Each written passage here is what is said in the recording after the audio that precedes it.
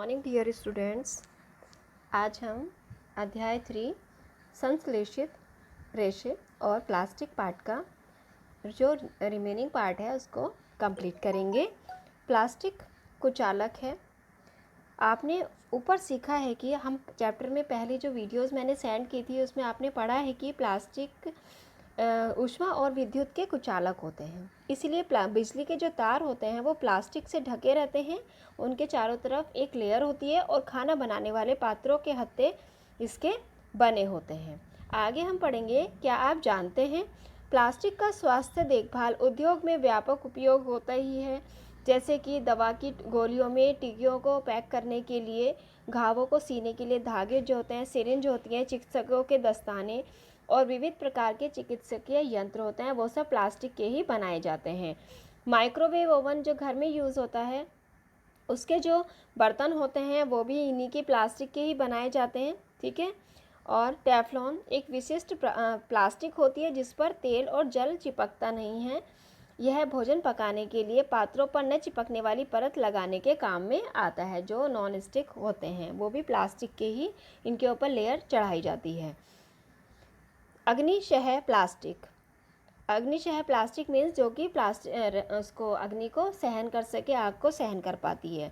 यद्यपि संश्लेषित रेशे आसानी से आग पकड़ लेते हैं, परंतु यह जानना रोचक होगा कि आग बुझाने वाले कर्मचारियों के परिधानों पर मेलामाइन प्लास्टिक की परत चढ़ी होती है जो उसे अग्निरोधक बनाती है।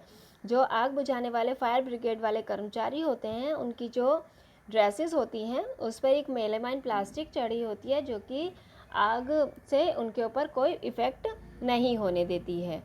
नेक्स्ट हम पढ़ेंगे प्लास्टिक और पर्यावरण।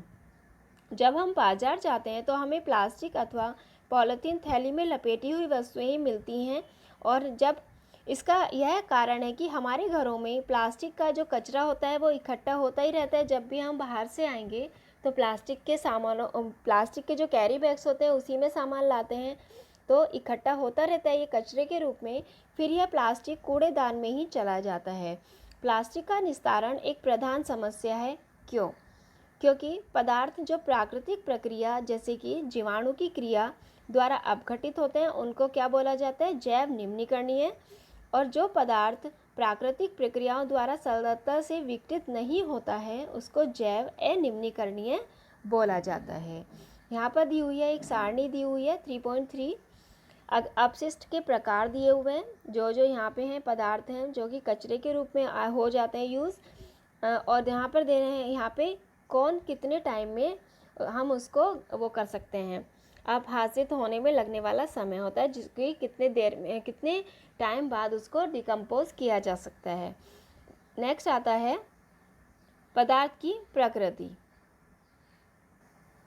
यहाँ पर दिया हुआ है पदार्थ की प्रकृति कैसे होती है, जीव निम्नीकरणीय, जैव निम्नीकरणीय, ये सबकी प्रकृति इसमें शो की गई है।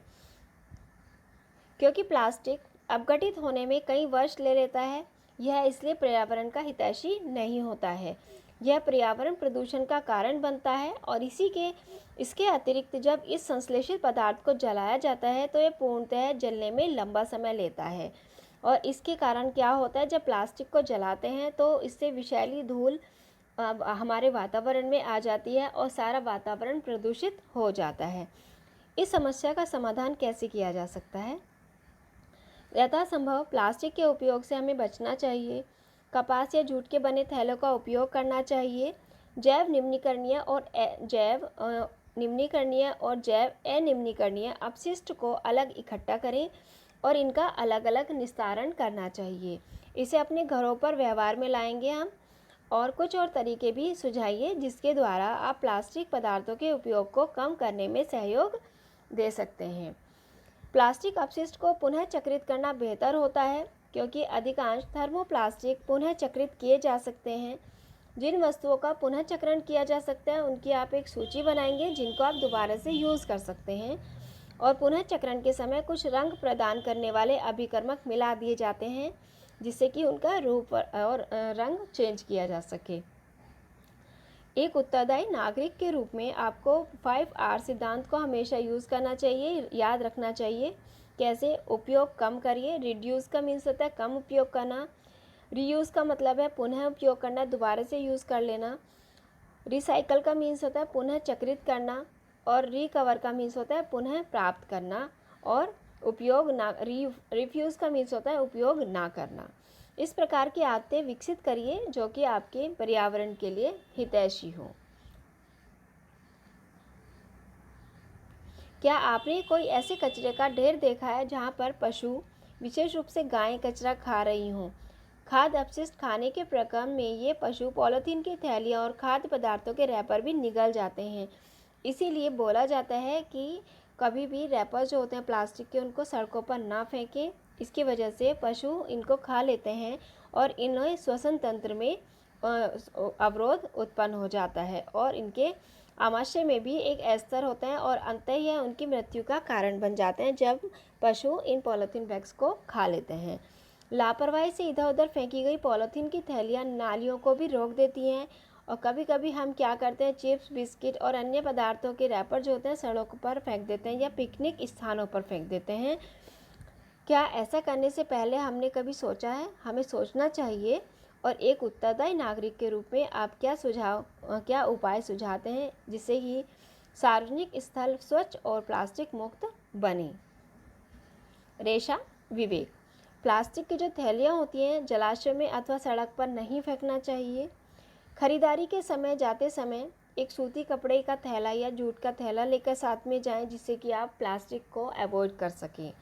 प्लास्टिक पदार्थों का उपयोग कम से कम करें, और उदाहरण के लिए जैसे कि प्लास्टिक के स्थान पर स्टील से बने हुए भोजन रखने के डिब्बे को प्रयोग में लाएं।